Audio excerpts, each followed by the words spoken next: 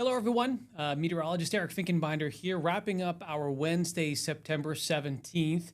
I took this picture behind me today, so that's why it's overcast. Even the road is just a little damp, a little bit. But you notice a lot of the trees are changing color. It does seem to be happening early. Now, first, let me point out that there's a lot of yellows. That's some of the birch that we have, sweet birch, some maples that are beginning to turn. I've even noticed some poplars. So there are some trees, your oak trees, not really seeing much change yet. That is for the big show, which typically happens later in October. But it does really seem like we are moving into a quicker leaf change for some varieties. And I hear that's in part due to the dry weather. And some of that is true, but I've heard it's because of the dry summer. If you remember, between May and July, we had 20 to 30 inches of rain during that period. So I can't really attribute it to a dry summer, maybe the dry second half of summer. It wasn't until late July and pretty much our August and September. That's really when we had the dry weather. And even the humidity was low. So that really sucked a lot of moisture out. So I can't necessarily attribute it to dry summer, maybe a dry ending to summer and a dry start to fall. And that's what I want to talk about. Moving into the official start of autumn, which begins next week on the 22nd. Here's the rainfall for our Wednesday. And for the most part, most of us did not really have meaningful rainfall. Now, there were some places into southern Franklin County.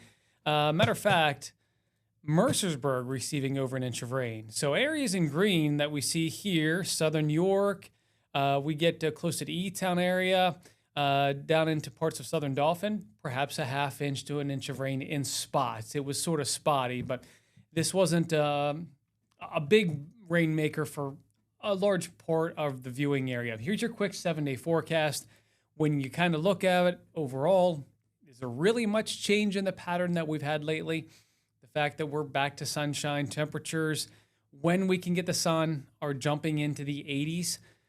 We'll see if maybe some more clouds on Sunday kind of limits our temperatures a little bit. But otherwise, you don't really see much rain. Really, there's no rain in that forecast. Let's first talk temperatures as we move into late September. So this is provided by the Climate Prediction Center. This is the 8 to 14 days. So now we're talking 8 to 14 days away.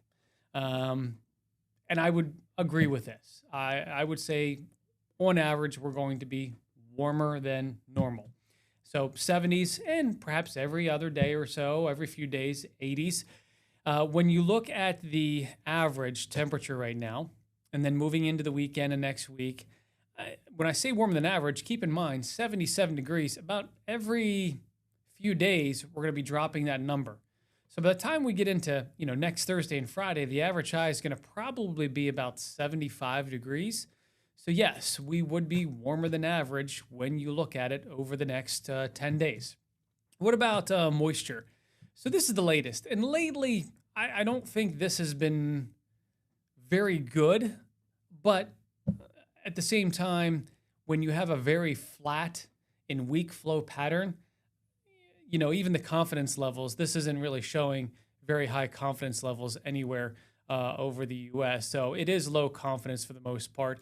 But I would say this, for the most part, may seem to be okay. Here's what I want to look at when we're talking rainfall. So this is the upper air. This kind of helps us kind of see the steering and the higher levels of the atmosphere. So let's move into the weekend.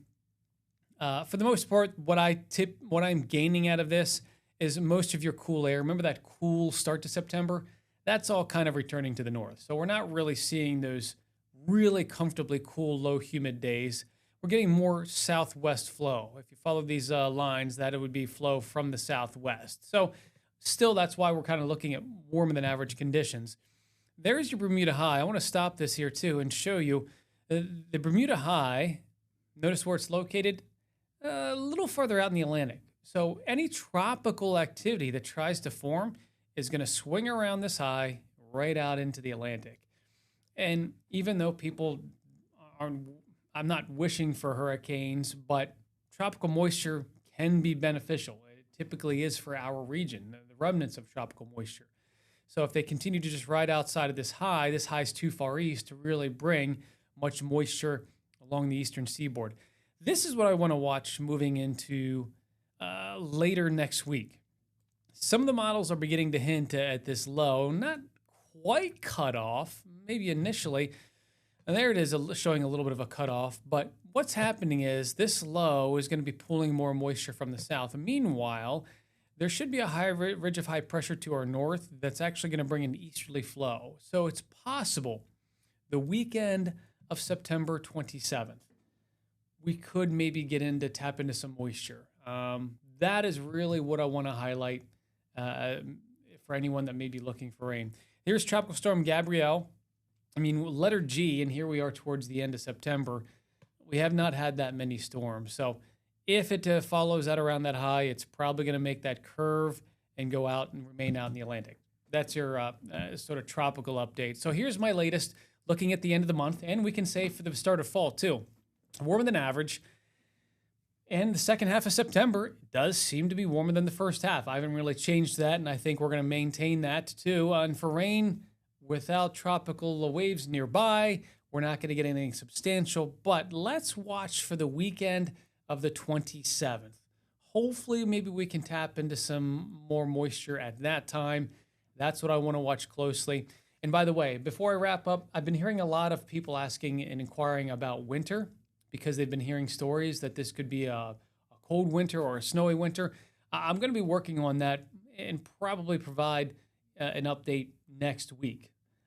Maybe give you a little bit more information, a little more context as to why you may be hearing what could be maybe a cold or snowy winter, and whether or not I would believe in that or buy into that at this point, given the information that we have. So keep that in mind.